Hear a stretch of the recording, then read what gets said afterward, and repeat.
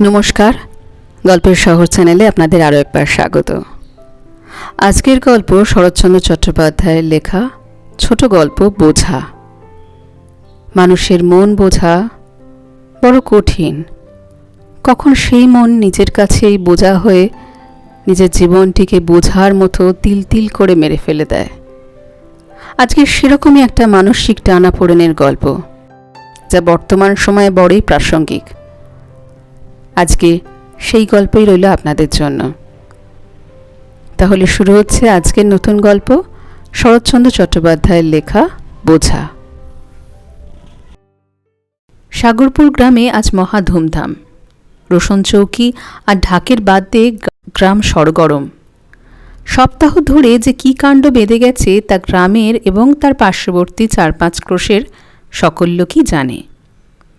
এই রাজস্ব যজ্ঞে ঢাকঢোলের এমন মহান একত্র সমাবেশ, সানাই দলের এমন আদর্শ ঐক্যভাব, কাংস নির্মিত বাদ্যযন্ত্রের এমন প্রচণ্ড বিক্রম দেখা গিয়েছিল যে গ্রামের লোক ইতিপূর্বে এমন কাণ্ড কারখানা আর কখনো দেখেনি।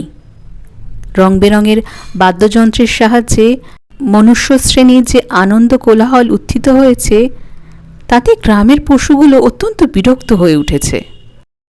বিশেষ গরু বাছুরের দল। ঢাকঢোলের আত্মদ্রোহিতায় তাদের মর্মপীড়ার আর সীমা নেই। এত সমারোহের কারণ একটা নাবালক চতুর্বর্ষীয় বালকের বিবাহ। সাগরপুরের জমিদার শ্রীযুক্ত হরদেব মিত্রের একমাত্র পুত্রের বিবাহ উপলক্ষে এমন করেই কাণ্ড বেঁধেছে। হরদেব মিত্র বেশ বড়লোক, প্রায় 25-26 হাজার টাকা তার বাৎসরিক আয়। পাত্রের নাম শ্রীযুক্ত সত্যেন্দ্র কুমার মিত্র। হেয়ার সাহেবের স্কুলে এন্ট্রান্স ক্লাসে সে পড়ে। অত অল্প বয়সে বিবাহের কারণ একমাত্র সত্যেন্দ্রের মাতার বধূমুখ দেখবার একান্ত স্বাদ। বর্ধমান জেলার দিলজানপুরের জমিদার শ্রীযুক্ত কামাখ্যাচরণ চৌধুরীর কনিষ্ঠা কন্যা সরলার সাথে সত্যেন্দ্রের বিবাহ হয়ে গেল। রাঙা বউ, সত্যেন্দ্র মহা সুখী। 10 বছরের টুকটুকে ছোট বউটির মুখ দেখে সত্যেন্দ্রের জননী বিশেষ হৃষ্টচিত্ত হলেন। বিবাহের পরের বছরই হরদেববাবু বউ আনলেন, কারণ গৃহিণীর এরূপ অভিসন্ধি ছিল না যে বউকে পিতৃগৃহে রেখে দেন। তিনি প্রায় বলতেন, বিবাহ হলে মেয়েকে আর বাপের বাড়িতে রাখতে নেই। মতটা মন্দ নয়। সত্যেন্দ্রের পাঠের সুবিধার জন্য হরদেববাবুকে সস্ত্রীক কলকাতাতেই থাকতে হতো। সরলা তাই কলকাতাতেই আসলো। অল্প বয়সে বিবাহ হয়েছিল বলে সরলা হরদেববাবুর সাথে কথা বলতো। এমনকি সত্যেন্দ্র উপস্থিত থাকলেও সে শাশুড়ি ঠাকুরনির সাথে কথা বলতো। গৃহিণীর তাদের সুখ ছাড়া অসুখ ছিল না। কিছুদিন পরে কামাখ্যাবাবু সরলাকে একবার বাড়ি নিয়ে গেলেন। তার 2-1 মাস পরে সত্যেন্দ্র একদিন রাগ করে বলেছিল, বইগুলোতে ছাতা ধরেছে, দোয়াতের কালি শুকিয়ে গেছে, এমন একজন নেই যে এগুলো দেখে। কথাটা মা বুঝলেন।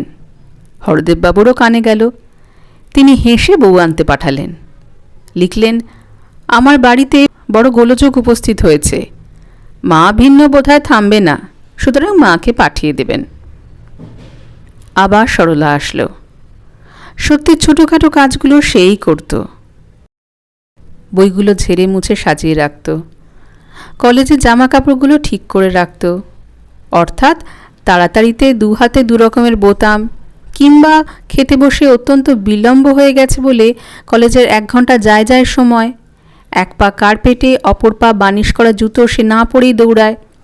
ফর্সা জামার ওপর রজক ভবনের সমাগমনের জন্য প্রস্তুত চাদরের জুলুম না হয়, এই সমস্ত কাজগুলো সরলাই দেখত। সরলা না থাকলে এসব গণ্ডগোল তার প্রায়ই হতো। এমন অন্যমনস্ক লোক কেউ কখনো দেখেনি। এই সকল কাজ সরলা ছাড়া কেউ করতে পারত না বটে। আর হলেও সত্যেন্দ্র তা পছন্দ হতো না বলে কাজগুলো সরলাই করত। সুশীলা সরলার বড় দিদি, তার ছেলের ভাত। সুতরাং কামাখ্যাবাবু দহিত্রের অন্নপ্রাশন উপলক্ষে সরলাকে বাটে নিয়ে যাওয়ার জন্য কলকাতায় আসলেন। সরলার দিদি, সরলা ও সত্যেন্দ্রকে নিয়ে যাওয়ার জন্য বিশেষ অনুরোধ করে তিনি চিঠি লিখেছেন। বিশেষ, সরলা প্রায় 3 বছর যাবৎ দিলজানপুরে যায়নি। সত্যেন্দ্র যখন যেতে সম্মত হলো তখন কামাখ্যাবাবু পরম আনন্দে জামাই মেয়ে নিয়ে দেশে আসলেন। গৃহিণী অনেক দিন পর তাকে পেয়ে অত্যন্ত আহ্লাদিত হলেন। যার ছেলের ভাত সে এসে দুজনকেই অনেক কথা শুনিয়ে দিল, অনেক রকমে আপ্যায়িত করল। শুভকর্ম নির্বিঘ্নে সমাধা হওয়ার পর সত্যেন্দ্র বাড়ি যেতে চাইল, কিন্তু গৃহিণী তাতে বিশেষ আপত্তি করলেন। বললেন, এতদিন পরে এসেছো, আর কিছুদিন থাকতে হবে। সরলাও ছাড়ল না। সুতরাং আরও 2-4 দিন থাকতে সত্যেন্দ্র সম্মত হল। 2-4 দিন কেটে গেল, তবু সরলা ছাড়তে চায় না। কিন্তু না গেলেও তো নয়, পড়াশোনার বিশেষ ক্ষতি হবে, আর পরীক্ষারও বেশি দেরি নেই। আসবার সময় সরলা জিজ্ঞাসা করল, আমাকে আবার কবে নিয়ে যাবে? সত্যেন্দ্র বলল, যখন যাবে তখনই। তাহলে আমাকে 10-12 দিন পরে নিয়ে যেও। সত্যেন্দ্র অতিশয় আহ্লাদিত হল। সে এতটা ভাবেনি। তখন অশ্রুজলের মধ্যে সরলা স্বামীকে বিদায় দিয়ে হেসে বলল, দেখো, আমার জন্য যেন ভেবো না, আর রাত্রি পর্যন্ত পড়ে যেন অসুখ না হয়। রাত্রি 10টার অধিক না পড়বার জন্য সরলা বিশেষ করে মাথার দিব্যি দিয়ে দিল। কি একটা উদাস পড়া প্রাণ নিয়ে সত্যেন্দ্র সেদিন কলকাতায় পৌঁছালো। সত্যেন্দ্রনাথ একখানা বই নিয়ে বসেছিল। বইয়ের পৃষ্ঠার সাথে মনের একটা বিষম দ্বন্দ্বযুদ্ধ চলছিল। সত্যেন্দ্র গুনে দেখল সমস্ত দিনে মোট 26 লাইন পড়া হয়েছে। দুঃখিতভাবে সে ভাবল, বাহ, এই রকম পড়লেই পাশ হব। ক্রমে দুঃখ ঈষৎ ক্রোধে পরিণত হল। সে ভাবল, ওই সমস্ত পড়ার মুখী শরৎদোষ। এই 5 দিন এসেছি, একটুকুও পড়তে পারিনি। আগে মনে হতো পড়ার সময় বিরক্ত করে, 10টার বেশি পড়তে গেলেই আলো নিভিয়ে দেয়। একে কোথাও পাঠিয়ে দিলেই ভালো পড়ব। কিন্তু হলো ঠিক উল্টো। কালই তাকে আনতে যাব, না হলে লজ্জার খাতিরে কি ফেল হব? যাই হোক, সত্যেন্দ্রনাথ এরকম একটা মতলব আঁটছিল। কি করে আনাই, আর কেমন করেই বা বলি? লজ্জা করে। এত ভালোই বা বাসলাম কেমন করে? 2 দিন। হঠাৎ ভৃত্য এসে একখানা টেলিগ্রাম হাতে দিল। সত্যেন্দ্র অতিশয় বিস্মিত হল। আর ভাববার সময় নেই, কোথাকার টেলিগ্রাম? কভার খুলতে সত্যেন্দ্রের হৃৎকম্প হল।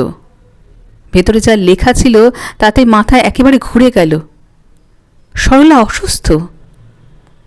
সেই দিনই হরদেববাবু সত্যেন্দ্রকে নিয়ে দিলজানপুরে যাত্রা করলেন। বাড়ির সম্মুখেই কামাখ্যাবাবুর সাথে তার দেখা হলো। হরদেববাবু চিৎকার করে জিজ্ঞাসা করলেন, মা কেমন আছে? কামাখ্যাবাবু বললেন, আসুন, ভেতরে চলুন।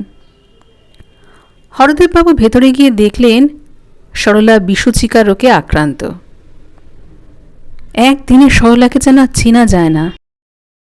চোখ বসে গিয়েছে, পদ্মের মতো মুখখানিতে কালিমা পড়েছে।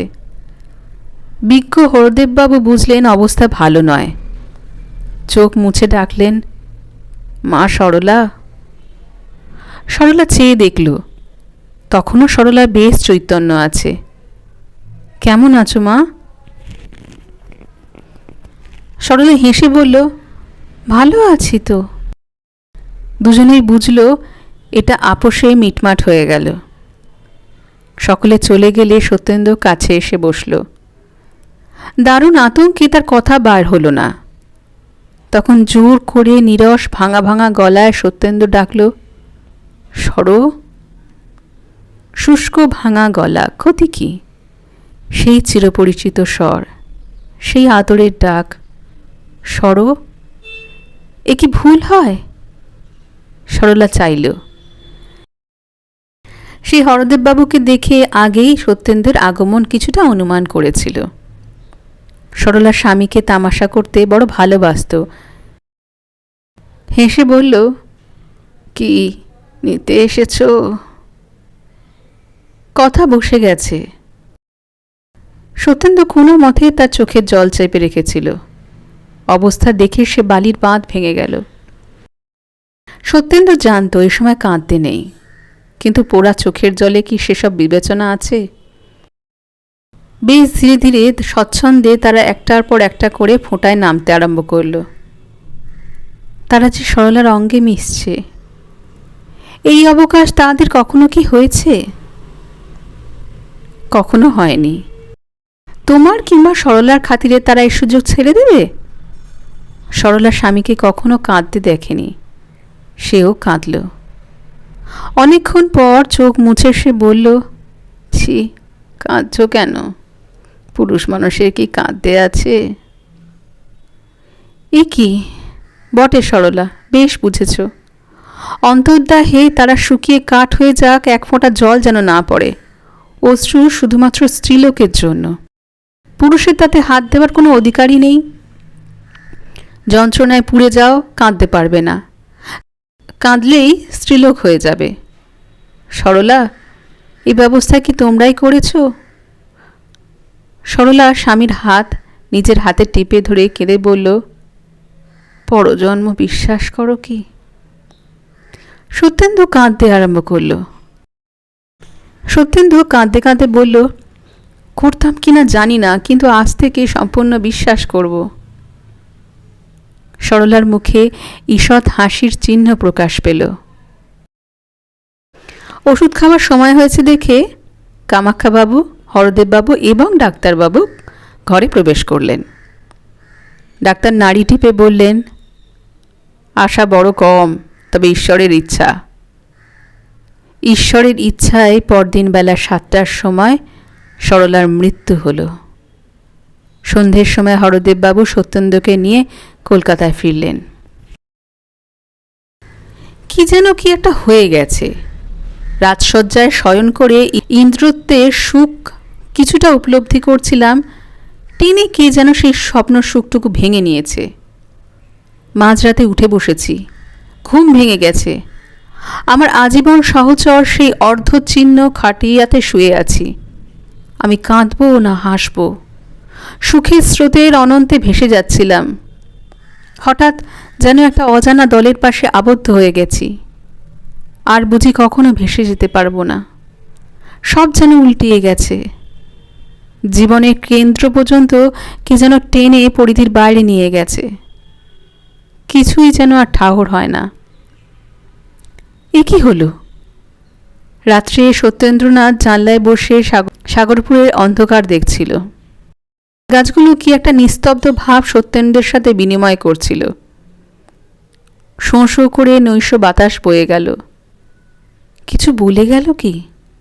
বলল বই কি, সেই এক কথা। সব জিনিসে সেই এক কথা বলে বেড়াসে। হয়েছে কি? পাপিয়া আর চোখ গেল বলে না, ঠিক যেন বলে মরে গেল। বউ কথা কয়, পাখিও আর আপনার বলে না, সেও বলে বউ মরে গেছে। সব জিনিস ওই একই কথা বারবার করে বেড়ায় কেন? শোঁ নৈশ বাতাস যেন ওই কথাই বলে, নেই নেই, সে নেই। কেমন আছো সত্য? মাথাটা কি বড় ধরেছে বলে বোধ হয়? সে তো আজ অনেক দিন হলো। একটু শোও না ভাই, চিরকালই কি একইভাবে ওই জানলায় বসে থাকবে? সত্যেন্দ্র অন্ধকারে নক্ষত্র দেখছিল। যেটি সর্বাপেক্ষা ক্ষীণ সেটিকেই বিশেষ পর্যবেক্ষণ করে দেখছিল। চোখ বন্ধ করতে সাহস হয় না, পাছে সেটি হারিয়ে যায়। দেখতে দেখতে ক্লান্ত হলে সেখানেই সে ঘুমিয়ে পড়ে। সকালে ঘুম ভাঙলে আবার সেটিকে দেখার চেষ্টা করে। আলো ভালো লাগে না, জ্যোৎস্নায় আর আমোদ হয় না। অত অল্প আলোক বিশিষ্ট নক্ষত্র কি আলোকে দেখা যায়? সত্যেন্দ্র এমএ পরীক্ষায় ফেল হয়েছে। পাশ হওয়ার ইচ্ছাও নেই, উৎসাহ নিভে গেছে। পাশ করলে কি নক্ষত্র কাছে আসে? হরদেববাবু সপরিবারে দেশে চলে এসেছেন। সত্যেন্দ্র বলে সে বাড়ি থেকেই ভালো পরীক্ষা দিতে পারবে। শহরের অত গণ্ডগোলে তার ভালো পড়াশোনা হয় না। সত্যেন্দ্র এখন একরকমের লোক হয়ে গেছে। মুখখানা দেখলে বোধ হয় যেন বহুদিন কিছু খেতে পায়নি, যেন মস্ত পীড়া থেকে সে সম্প্রতি আরোগ্য লাভ করেছে। দুপুরবেলা সত্য ঘরে দরজা বন্ধ করে দিয়ে ফটোগ্রাফ ঝেড়ে ধুলো পরিষ্কার করে, নিজের পুরনো বইগুলি সাজাতে বসে, হারমোনিয়ামে ঝাঁপ খুলে মিছিমিছি পরিষ্কার করে। সরলার পরিষ্কার করা বইগুলো আরও পরিষ্কার করে। ভালো ভালো কাগজ খাম নিয়ে সরলাকে পত্র লিখে কি একটা শিরোনাম দিয়ে নিজের বাক্সে বন্ধ করে রাখে। সত্যেন্দ্রনাথ, তুমি একা নও, অনেকেরই কপাল তোমার মতো অল্প বয়সেই পুড়ে যায়। সকলেই কি তোমার মতো পাগল হয়? সাবধান সাবধান সত্য, সকলেরই একটা সীমা আছে। স্বর্গীয় ভালোবাসারও একটা সীমা নির্দিষ্ট আছে। যদি সীমা ছাড়িয়ে যাও তবে কষ্ট পাবে, কেউ রাখতে পারবে না। সত্যেন্দ্রের জননী বড় বুদ্ধিমতী। তিনি একদিন স্বামীকে ডেকে বললেন, সত্য আমার কি হয়ে গেছে দেখেছ? কর্তা বললেন, দেখছি তো, কিন্তু কি করি? আবার বিয়ে দাও, ভালো বউ হলে সত্য আবার হাসবে, আবার কথা কবে। সেদিন সত্য আহার করতে বসলে জননী বললেন, আমার একটা কথা শুনবে? কি? তোমাকে আবার বিবাহ করতে হবে। সত্য হেসে বলল, এই কথা? তা বুড়ো বয়সে আবার ওসব কেন? মা আগে থেকেই অশ্রু ধরে রেখেছিল, সেগুলো এখন বিনা বাক্য ব্যয়ে আর নামতে আরম্ভ করল। মা চোখ মুছে বললেন, বাবা, এই 21 বছরে কেউ বুড়ো হয় না, কিন্তু সরলার কথা মনে হলে এসব আর মুখে আনতে ইচ্ছা হয় না। কিন্তু আমি আর একা থাকতে পারবো না। পরদিন সকালে হরদেববাবু সত্যেন্দ্রকে ডেকে ওই এক কথাই বললেন। সত্যেন্দ্র কোনো উত্তর দিল না। হরদেববাবু বুঝলেন মৌনভাব সম্মতির লক্ষণ মাত্র। সত্যেন্দ্র ঘরে এসে সরলার ফটোর সামনে দাঁড়িয়ে বলল, শুনছ সর, আমার বিয়ে হবে। ফটোগ্রাফ কথা বলতে পারে না, পারলে কি বলতো? বেশ তো, বলতো কি? সত্যেন্দ্রর এবার কলকাতায় বিবাহ হলো। শুভদৃষ্টির সময় সত্যেন্দ্র দেখল মুখখানি বড় সুন্দর। হোক সুন্দর, সে তাও ভাবল। তার মাথায় একটা বোঝা চাপল। বিবাহের পর 2 বছর নন্দিনী তার বাপের বাড়ি রইল। তৃতীয় বছরে সে শ্বশুর বাড়ি এসেছে। গৃহিণী নতুন বউর চাঁদপানা মুখ দেখে আবার সরলাকে ভুলবার চেষ্টা করলেন, আবার সংসার পাতার চেষ্টা করলেন। রাত্রে যখন দুজনে পাশাপাশি শুয়ে থাকে তখন কেউ কারোর সাথে কথা বলে না। নলিনী ভাবে, কেন এত অযত্ন? আর সত্য ভাবে, এই কোথাকার কে যে আমার সরল জায়গায় শুয়ে থাকে? নতুন বউ লজ্জার স্বামীর সাথে কথা বলতে পারে না। সত্যেন্দ্র ভাবে, কথা না বলাই ভালো। একদিন রাত্রে সত্যেন্দ্র ঘুম ভেঙে গেলে সে দেখল শয্যায় কেউ নেই। ভালো করে চেয়ে দেখল কে একজন জানলায় বসে আছে, আর জানলা খোলা। খোলা পথে জ্যোৎস্নালোক প্রবেশ করেছে। সেই আলোকে সত্যেন্দ্র নলিনীর মুখের কিছু অংশ দেখতে পেল। ঘুমের ঘোরে জ্যোৎস্নার আলোকে মুখখানি বড় সুন্দর দেখালো। কান পেতে সে শুনল নলিনী কাঁদছে। সত্য ডাকল, নলিনী। নলিনী চমকে উঠল। স্বামী ডাকছেন। অন্য মেয়ে কি করতো জানি না, কিন্তু নলিনী ধীরে ধীরে এসে কাছে বসল। সত্যেন্দ্র বলল, কাঁদছ কেন? অশ্রু বেগ দ্বিগুণ মাত্রায় বইতে লাগল। তার 16 বছর বয়সে স্বামীর এই আদরের কথা। অনেকক্ষণ কেঁদে চোখ মুছে ধীরে ধীরে সে বলল, তুমি আমাকে দেখতে পারো না কেন? কি জানি কেন, সত্যরও বড় কান্না আসছিল। তা রোধ করে সে বলল, দেখতে পারি না তোমাকে কে বললে? তবে যত্ন করতে পারি না। নলিনী নিরুত্তরে সকল কথা শুনতে লাগল।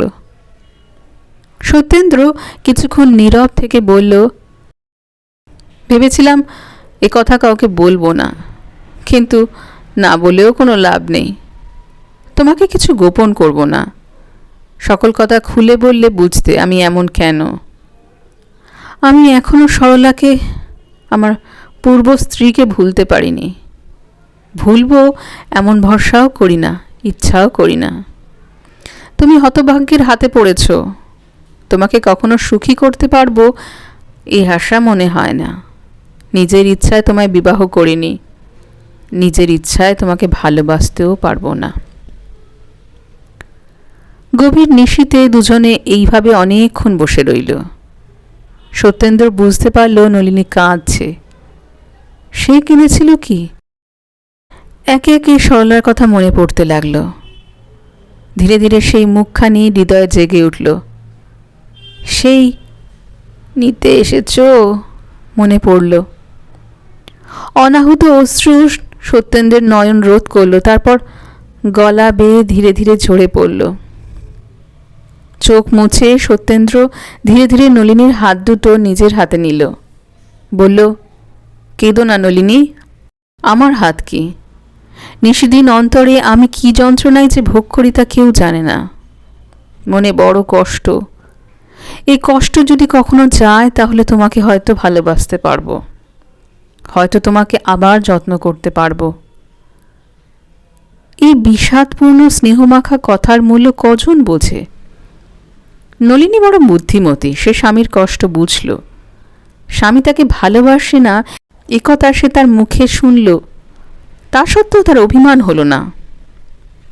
বোকা মেয়ে, 16 বছর বয়সে যদি অভিমান করবে না তো কবে করবে? কিন্তু নলিনী ভাবল, অভিমান আগে না স্বামী আগে? সেই দিন থেকে কি করলে স্বামীর কষ্ট যায় এটাই তার একমাত্র চিন্তার বিষয় হলো। কি করলে স্বামী তার সতীনকে ভুলতে পারেন এ কথা সে একবারও ভাবল না। ব্যথার যদি কেউ ব্যথী হয়, কষ্ট দিয়ে যদি কেউ সহানুভূতি প্রকাশ করে, দুঃখের কথা যদি কেউ আগ্রহ করে শোনে, তাহলে বোধ হয় তার মতো বন্ধু এ জগতে আর কেউ নেই। এরপর সত্যেন্দ্র নলিনীকে প্রায় তার আগের কথা বলতো। কত নিশা দুজনের যে সেই কথায় অবসান হতো। সত্যেন্দ্র সেসব কথা শুধু বলতো। সত্যেন্দ্র যে বলতো তা নয়, নলিনী আগ্রহের সাথে স্বামীর পূর্ব ভালোবাসার কথাও শুনতে ভালোবাসত। 2 বছর গত হয়েছে। নলিনীর বয়স এখন 18 বছর। তার আর পূর্বের মতো কষ্ট নেই। স্বামী এখন তাকে আর অযত্ন করেন না। স্বামীর ভালোবাসা জোর করে সে নিয়েছে। সে জোর করে কিছু নিতে জানে, তা রাখতেও জানে। এখন আর তার কোনো কষ্ট নেই। সত্যেন্দ্রনাথ এখন পাবনার ডেপুটি ম্যাজিস্ট্রেট। স্ত্রীর যত্নে, স্ত্রীর ঐকান্তিক ভালোবাসায় তার অনেক পরিবর্তন হয়েছে। কাছারির কর্মের অবকাশে সে এখন নলিনীর সাথে গল্প করে, উপহাস করে, গান বাজনা করে আমোদ পায়। এক কথায় সত্যেন্দ্র অনেকটা মানুষ হয়েছে। মানুষ যেটা পায় না সেটাই তার অত্যন্ত প্রিয় সামগ্রী হয়ে দাঁড়ায়। মনুষ্য চরিত্র এমনই। তুমি অশান্তিতে আছো, শান্তি খুঁজে বেড়াও। আমি শান্তি ভোগ করছি, তবুও কোথা থেকে যেন অশান্তিকে টেনে বার করি। ছল করা যেন মানুষের স্বভাবসিদ্ধ ভাব। যে মাছটা পালিয়ে যায় সেটাই কি ছাই বড় হয়? সত্যেন্দ্রও মানুষ। মানুষের স্বভাব কোথায় যাবে? এত ভালোবাসা, যত্ন ও শান্তির মধ্যে তার হৃদয় মাঝে মাঝে বিদ্যুতের মতো অশান্তি জেগে ওঠে। নিমেষের মধ্যে মনের মাঝে বৈদ্যুতিক ক্রিয়ার মতো যে বিপ্লব বিঁধে যায়, তা সামলিয়ে নিতে নলিনীকে অনেক পরিশ্রমের প্রয়োজন হয়। মাঝে মাঝে তার মনে হয় বুঝি আর সামলাতে পারবে না। এতদিনের সমস্ত চেষ্টা, যত্ন, অধ্যাবসায়ের সমস্তই বুঝি বিফল হয়ে যাবে। নলিনীর এতটুকু ত্রুটি দেখলে সত্যেন্দ্র ভাবে, সরলা থাকলে বোধহয় এমনটা হতো না। হতো কি না হতো সেটা ভগবানই জানেন। হয়তো হতো না, হয়তো এটা অপেক্ষা চতুর্গুণ হতো। কিন্তু তাতে কি, যে মাছ পালিয়ে গিয়েছে। সত্যেন্দ্র এখনও সরলাকে ভুলতে পারেনি। কাছারি থেকে এসে যদি নলিনীকে দেখতে না পায়, অমনি মনে করে কিসে আর কিসে। নলিনী বড় বুদ্ধিমতী, সে সর্বদা স্বামীর কাছে থাকে, কারণ সে জানতো এখনও তিনি সরলাকে ভুলতে পারেননি। একেবারে যে ভুলে যান এই ইচ্ছাও নলিনীর কখনো মনে হয়নি। তবে অনর্থক মনে করে তিনি কষ্টও পান না। এজন্য সর্বদা সে কাছে থাকে, যত্ন করে। নাই ভুলুন, কিন্তু তাকে তো অযত্ন করে না। এইটাই নলিনীর অনেক ঢের। গোপীকান্ত রায় পাবনার একজন সম্ভ্রান্ত উকিল। কলকাতায় তার বাড়ি নলিনীদের বাড়ির কাছে। কি একটা সম্বন্ধ থাকায় নলিনী তাকে কাকা বলে ডাকে। রায় খুড়িমা প্রায় প্রায় সত্যেন্দ্রের বাড়িতে বেড়াতে আসেন, গোপীবাবুও আসেন। গ্রাম সম্পর্কে খুড়শ্বশুরকে সত্যেন্দ্রনাথ অতিশয় মান্য করে। সত্যেন্দ্রের বাসা তার বাড়ি থেকে দূর হলেও উভয় পরিবারে বেশ মেলামেশি আছে। নলিনীও মাঝে মাঝে কাকার বাড়ি বেড়াতে যায়, কারণ একে কাকার বাড়ি, তাতে গোপীবাবুর কন্যা হেমার সাথে তার বড় ভাব, বাল্যকালের সখী। কেউ কাউকে ছেড়ে থাকতে চায় না। সেদিন তখন 12টা বেজে গেছে। সত্যেন্দ্র কাছারি চলে গেছে। কোনো কাজ নেই দেখে নলিনী ছবি আঁকতে বসল। কিন্তু হঠাৎ গড়গড় করে একখানা গাড়ি ডেপুটিবাবুর বাড়ির সম্মুখে এসে লাগল। কে আসলো? হেম বুঝি? আর ভাবতে হলো না। বিষম কোলাহল করতে করতে হেমাঙ্গিনী এসে উপস্থিত হলো। হেমা এসে একেবারে নলিনীর চুল ধরল আর বলল, আর লেখাপড়া করার দরকার নেই, ওঠ আমাদের বাড়ি চল, কাল দাদার বউ এসেছে। নলিনী বলল, বউ এসেছে? সঙ্গে আনলেন না কেন? হেম বলল, তা কি হয়, নতুন এসেছে, হঠাৎ তোর এখানে আসবে কেন? নলিনী বলল, আমি বা তবে যাব কেন? হেমাঙ্গিনী হেসে বলল, তোর ঘাড় যাবে, আমি টেনে নিয়ে যাচ্ছি। চুল ধরে টেনে নিয়ে গেলে নলিনী কেন, অনেকেই যেত। নলিনীকেও যেতে হলো। যেতে নলিনীর বিশেষ আপত্তি ছিল, কারণ তার বাড়ি ফিরে আসতে অনেক দেরি হতো। 2-1 দিন নলিনীর বাড়ি ফেরবার আগেই সত্যেন্দ্রনাথ কাছারি থেকে ফিরেছিল। সেইরূপ অবস্থায় সত্যেন্দ্রের বড় অসুবিধা হয়। তিনি কিছু মনে করুনই বা না করুন, নলিনীর বড় লজ্জা করত, কারণ সে জানত কাছারি থেকে ফিরে আসায় তার হাতের বাতাস না খেলে স্বামীর গরম ছুটত না।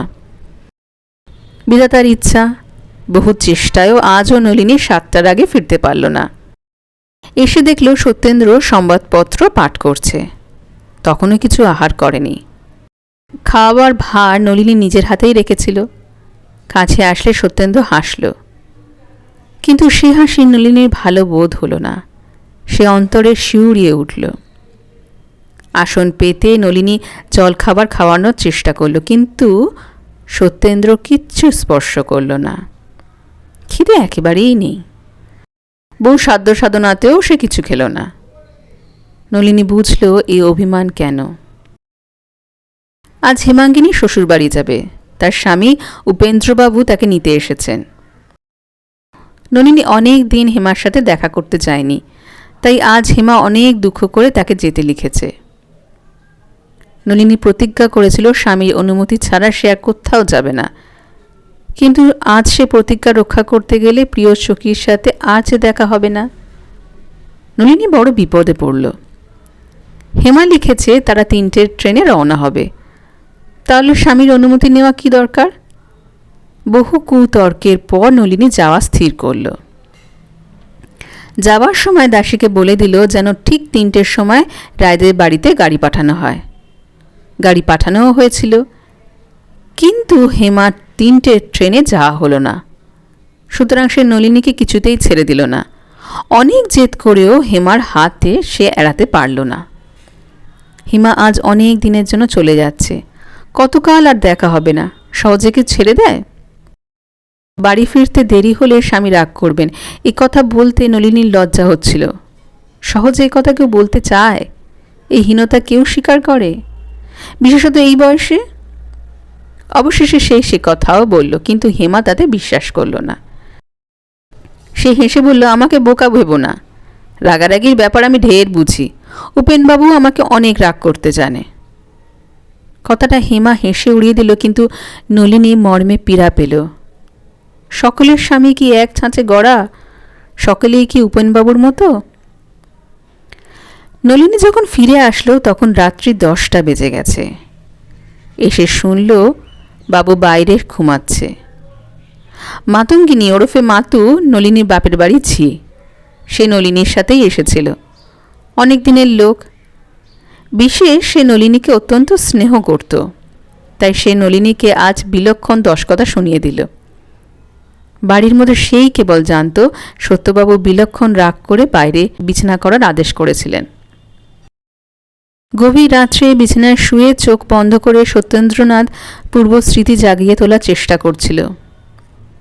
যখন সেই বহুদিনগত প্রফুল্ল কমল সদৃশ্য সরলার মুখের সাথে নলিনীর মুখের ঈষৎ সাদৃশ্য আছে কিনা বিবেচনা করছিল, যখন সরলার ভালোবাসার কাছে নলিনীর ভালোবাসা, সাগরের কাছে গোরস্পদের জল ধারণা করার জন্য মনের মধ্যে বিষম ঝড়ের উৎপত্তি করছিল, তখন ধীরে ধীরে দরজা খুলে নলিনী সেই গৃহে প্রবেশ করল।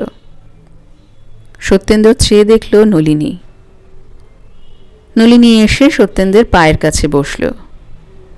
সত্যেন্দ্র চোখ বন্ধ করল। বহুক্ষণ এইভাবে কেটে গেল দেখে সত্যেন্দ্রনাথ বিরক্ত হল। পাশ ফিরে পুরুষভাবে স্পষ্ট কণ্ঠস্বরে বলল, তুমি এখানে কেন? নলিনী কাঁদছিল, কথা বলতে পারল না। কান্না দেখে ডেপুটিবাবু আর একটু ক্রুদ্ধভাবে বলল, রাত হয়েছে, যাও ভেতরে গিয়ে শো। নলিনী কাঁদছিল, এবার চোখের জল মুছে সে বলল, তুমি শোবে চলো। সত্যেন্দ্র ঘাড় নাড়ল, বলল, আমার বড় ঘুম পেয়েছে, আর উঠতে পারবো না। কাঁদলে সত্যেন্দ্র বড় বিরক্ত হয়। নলিনী চোখের জল মুছেছে, স্বামীর কাছে সে আর কাঁদবে না। ধীরে ধীরে পায়ের ওপর হাত রেখে নলিনী বলল, এবার আমাকে ক্ষমা করো, এখানে তোমার বড়ই কষ্ট হবে, ভিতরে চলো। সত্যেন্দ্র আর ভিতরে যাবে না প্রতিজ্ঞা করেছে। সে বলল, কষ্টের কথা আর এত রাত্রে ভেবে কাজ নেই, তুমি বরং গিয়ে শো, আমি ঘুমাই। বোঝো ভালো, একবার মিটিয়ে দেবে নাকি? পরের দিনও সত্যেন্দ্র বাড়ির ভেতরে আসলো না বা নলিনীর সাথে দেখাও করল না। নলিনীর একখানা চিঠি সত্যেন্দ্রের হাতে মাতু দিয়েছিল। সে সেখানা না পড়েই মাতঙ্গিনীর সম্মুখে ছিঁড়ে ফেলে দিয়ে বলল, এসব আর এনো না। 4-5 দিন ধরে একদিন নলিনীর বড় দাদা শ্রীযুক্ত নরেন্দ্রনাথ পাবনায় এসে পৌঁছালেন। হঠাৎ দাদাকে দেখে নলিনী অতিশয় সন্তুষ্ট হল, কিন্তু তার চেয়ে বেশি বিস্মিত হল। দাদা যে?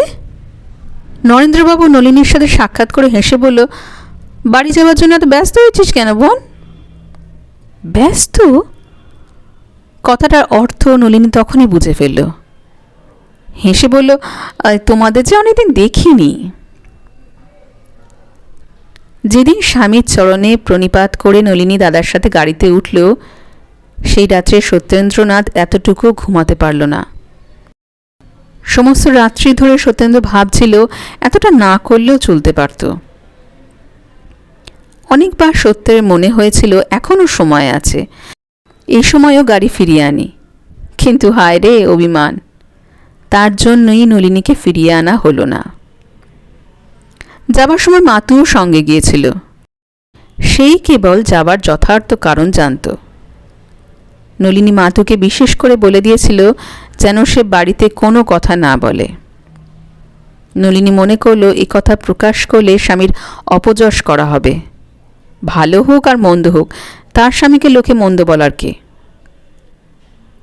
বাপের বাড়ি গিয়ে নলিনী বাবা মা চরণে প্রণাম করল, ছোট ভাইটিকে কোলে নিল, শুধু সে হাসতে পারল না।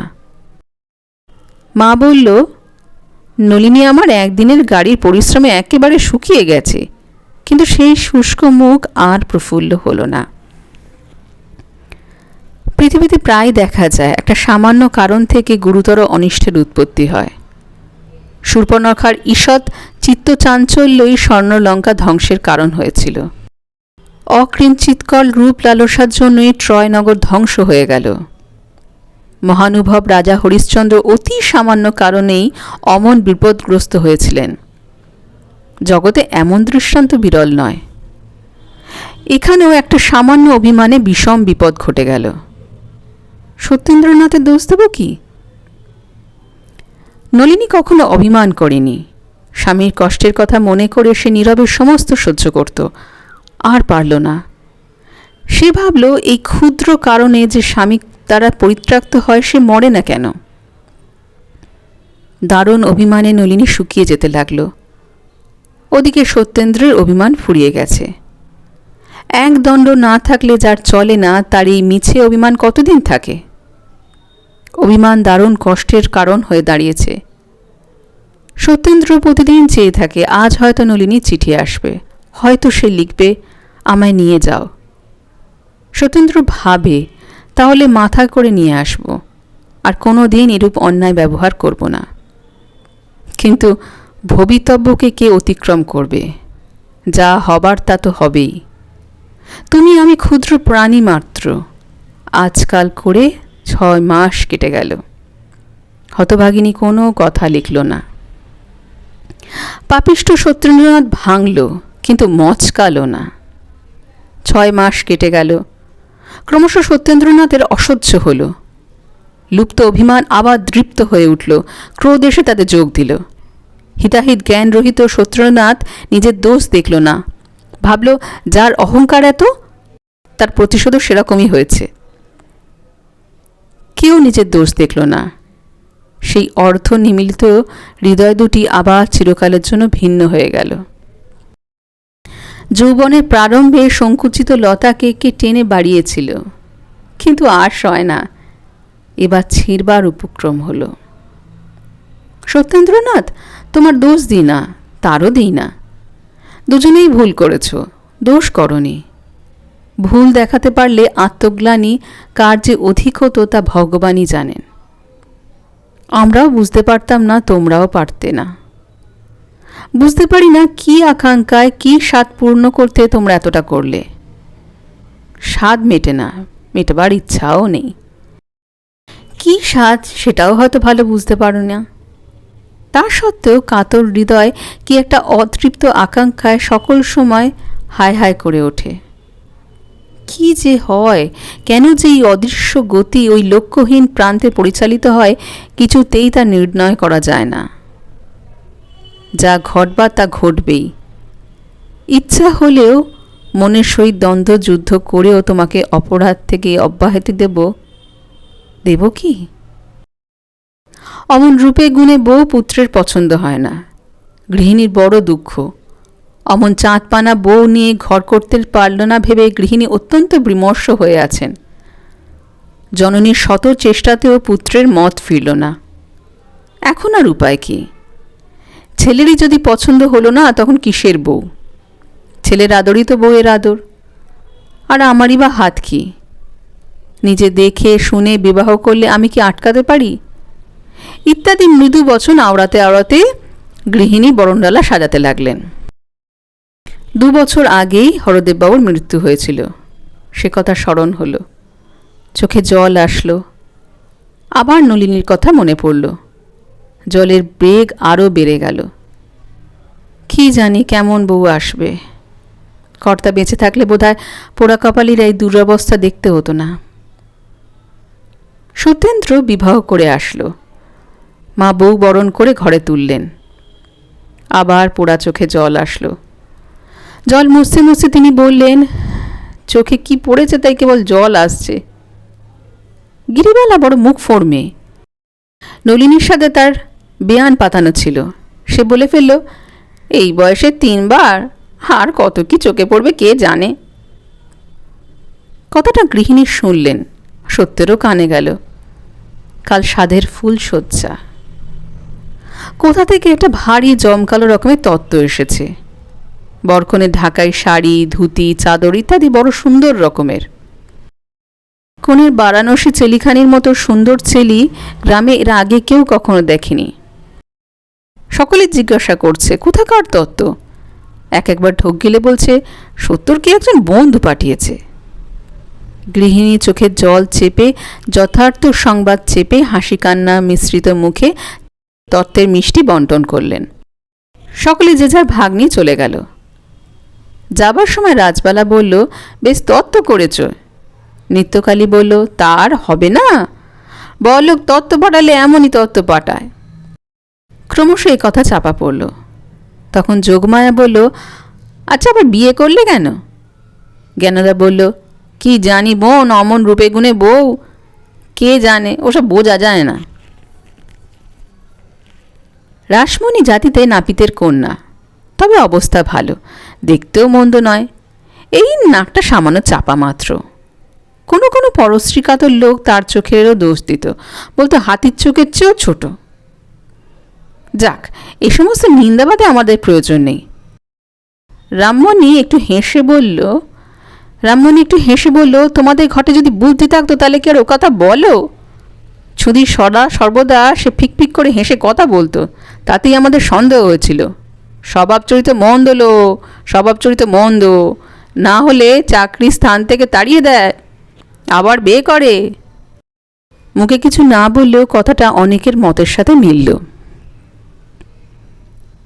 এর দু একদিন পরে গ্রামে প্রায় সকলেই জানল যে রামমণি জমিদার বাড়ির গূঢ় রহস্য ভেদ করেছে। নাপিতের মেয়ে না হলে এত বুদ্ধি কি বামন কায়েতের মেয়েদের হয়? কথাটা অনেকেই স্বীকার করল। এবার গৃহিণীর পালা। এই কথা যখন তার কানে গেল, তিনি ঘরের কপাট বন্ধ করে একেবারেই মাটিতে লুটিয়ে পড়লেন। আমার নলিনী কুলটা! কি জানি কেন গৃহিণী সরলা থেকে নলিনীকে অধিক ভালোবেসেছিলেন। জন্মের মতো সেই নলিনীর কপাল ভেঙে গিয়েছে। গৃহিণী মনে মনে ভাবলেন, সত্যি হলে ভালোই, না হয় আমি নলিনীকে নিয়ে কাশিবাসী হব। পোড়া কপালির এ জন্মের মতো সব সাজি তো মিটিয়েছে। তখন তিনি দরজা খুলে মাতুকে ডেকে এনে আবার দোর বন্ধ করলেন।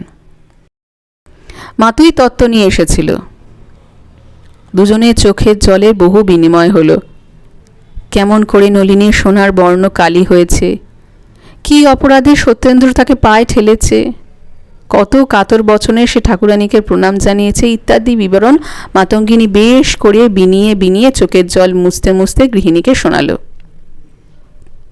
শুনতে শুনতে গৃহিণীর পূর্ব স্নেহ শতগুণ বেড়ে গেল। পুত্রের ওপর একটা দারুণ অভিমান জন্মালো। তিনি মনে মনে ভাবলেন, আমি কি কেউ সত্যের নই? সকল কথাই কি আমার উপেক্ষার যোগ্য? আমার কি একটা কোনো কথাও থাকবে না? আমি আবার নলিনীকে বাড়িতে আনব। অমল লক্ষ্মীর কি এ দশা করতে আছে? সেদিন সন্ধ্যার সময় জননী তার পুত্রকে ডেকে বললেন, নলিনীকে আবার নিয়ে এসো। পুত্র ঘাড় নেড়ে বললেন, না। জননী কেঁদে ফেলে বললেন, ওরে আমার নলিনীর নামে গ্রাম্যয় কলঙ্ক রটেছে রে, তুই যে তার স্বামী, তার মান রাখবি নি? কিসের কলঙ্ক? অমন করে তাড়িয়ে দিয়ে তার একটা বিয়ে করলে আমি কার মুখ বন্ধ করব? মুখ বন্ধ করে কি হবে? তবু আনবি নি? না। জননী অতিশয় ক্রুদ্ধা হলেন। কিভাবে ক্রুদ্ধা হতে হবে বা তখন কি কথা বলতে হবে তা তিনি পূর্ব থেকেই স্থির করে এসেছিলেন, সুতরাং কিছু ভাবতে হলো না। বললেন, তবে আমায় কালই কাশি পাঠিয়ে দে, আমি এখানে আর এক দণ্ড থাকতে চাই নে। সত্য আর সেই সত্য নেই। সরলার আদরের ধন, ক্রীড়ার দ্রব্য, শখের জিনিস, অন্যমনস্ক উচ্চমনা সরল হৃদয় প্রফুল্লবদন স্বামী নলিনীর বহু যত্নের বহু ক্লেশের মনের মতো সত্যেন্দ্রনাথ আর নেই। সেও বুকে পাষাণ চাপিয়েছে। লজ্জার সরম হিতাহিত জ্ঞান সকল সে হারিয়েছে। সে অনায়াসই বলল, তোমার যেখানে ইচ্ছা সেখানেই যাও, আমি কাউকে আনতে পারবো না। সত্যের মুখে এই কথা শুনবেন মাতা স্বপ্নেও ভাবতে পারেননি। তিনি কাঁদতে কাঁদতে চলে গেলেন। যাবার সময় একবার বললেন, বউ আমার কুলটা নয়, তা বেশ যেন, গ্রামের লোকে যা ইচ্ছা হয় বলে, কিন্তু আমি কখনো তা বিশ্বাস করব না। পরদিন পিসিমা সত্যেন্দ্রকে ডেকে বললেন, তোমার এক বন্ধু তোমার তত্ত্ব করেছে, দেখেছ কি? সত্য ঘাড় নাড়ল, বলল, না। কে বন্ধু? জানি না, বসো, কাপড়গুলো নিয়ে আসি। অনেকক্ষণ পরে পিসিমা একতারা কাপড় নিয়ে আসলো। সত্য দেখল বেশ মূল্যবান বস্ত্র। সে বিস্মিত হল, কোন বন্ধু পাঠিয়েছে? চিলিখানা বেশ করে দেখতে দেখতে সে লক্ষ্য করল এক কোণে কি একটা বাঁধা আছে। খুলে দেখল একখানা ছোট্ট চিঠি। হস্তাক্ষর দেখে সত্যেন্দ্রর মাথা ঝাঁ করে উঠল। লেখা আছে, বোন, স্নেহের উপহার প্রত্যাখ্যান করতে নেই, তোমার দিদি যা পাঠালো গ্রহণ করো। সেই রাত্রের ফুলশয্যা সত্যেন্দ্রের পক্ষে কণ্টক সজ্জা হল। যুবকের মতো অভিমান কোনো বালককে করতে দেখেছ কি? সত্যেন্দ্রের মতো অভিমান করে একটা অনর্থপাত করতে কোনো বালককে দেখেছ কি? ছোটবেলায় বই নিয়ে খেলা করতাম বলে বাবার কাছে শাস্তি ভোগ করেছি। সত্যেন্দ্রনাথ, তুমি এই হৃদয় নিয়ে খেলা করেছ, শাস্তি পাবে, ভয় হয় কি? তোমরা যুবা, সমস্ত সংসারটাই তোমাদের সুখের নিকেতন, কিন্তু বলো দেখি, তোমাদের কারোর কি এমন একটা সময় আসেনি যখন প্রাণটা বাস্তবিকই তার ভারবোধ হয়েছে? যখন জীবনের প্রত্যেক গ্রন্থিগুলি শ্লথ হয়ে ক্লান্তভাবে ঢলে পড়ার উপক্রম হয়েছে? না হয়ে থাকে একবার সত্যেন্দ্রনাথকে দেখো। ঘৃণা করতে ইচ্ছা হয়, স্বচ্ছন্দে ঘৃণা করো, ঘৃণা করো, সহানুভূতি প্রকাশ করো না, ঘৃণা করো, কিছু বলবে না, দয়া করো না, মরে যাবে। পাপী যদি মরে যায়, প্রায়শ্চিত্ত ভোগ করবে কে? সত্যেন্দ্র শ্রান্ত জীবনে প্রত্যেকটা দিন এক একটা দুঃসহ বোঝা নিয়ে আসে। সমস্ত দিন ছটফট করেও যেন সে বোঝা আর নামাতে পারে না। সত্যেন্দ্র মাঝে মাঝে বোধ হয় যেন তার অতীত জীবন সমস্ত বিস্মৃত হয়ে গেছে। শুধু কিছুতেই ভুলতে পারে না তার স্বাদের নলিনী পাবনায় চরিত্রাহীনা হয়েছিল, আর তাই সে স্বামী কর্তৃক পরিত্যক্ত হয়েছে। প্রায় 2 মাস হলো সত্যেন্দ্রনাথের বিবাহ হয়েছে। আজ একটা ছোট চিঠি আর একটা পার্সেল এসে সত্যেন্দ্রের কাছে পৌঁছালো। চিঠিটি নলিনীর দাদা নরেন্দ্রবাবুর। সেখানে এই, সত্যেন্দ্রবাবু, অতি অনিচ্ছা সত্ত্বেও যে আপনাকে পত্র লিখছি সে কেবল আমার প্রাণাধিকা বোন নলিনীর জন্য। মৃত্যুর পূর্বে সে অনেক করে বলে গিয়েছে যেন তার এই আংটিটি আপনার কাছে আবার পাঠানো হয়। আপনার নামাঙ্কিত আংটিটি পাঠালাম। বোনের ইচ্ছা ছিল এইটি আপনার নতুন স্ত্রীকে পরিয়ে দেবেন। ভরসা করি তার সেই আশা পূরণ করবেন। আর মৃত্যুর পূর্বে সে আপনাকে বিশেষ করে অনুনয় করে গেছে যেন তার ছোট বোনটি কষ্ট না পায়। শ্রী নরেন্দ্রনাথ। নলিনীর যখন একটি ছোট পুত্র সন্তান হয়ে মারা যায়, সত্যেন্দ্রনাথ এই আংটিটি তার হাতে পরিয়ে দিয়েছিল। সে কথা মনে পড়েছিল কি? সত্যেন্দ্রনাথ আর কখনো পাবনায় যাননি। যে কারণেই হোক মা আর কাশিবাসী হতে পারলেন না। নতুন বউয়ের নাম ছিল বিধু। বিধু বোধহয় পূর্বজন্মে নলিনীর বোনই ছিল। শেষ হলো আজকের গল্প, শরৎচন্দ্র চট্টোপাধ্যায়ের লেখা বোঝা। আশা করি গল্প পাঠ আপনাদের ভালো লেগেছে। যদি ভালো লাগে তাহলে চ্যানেলটি সাবস্ক্রাইব করবেন আর অডিওটিতে একটি লাইক বাটন প্রেস করে দেবেন। আসবো আবার নতুন গল্প নিয়ে। ততদিন নমস্কার, ধন্যবাদ।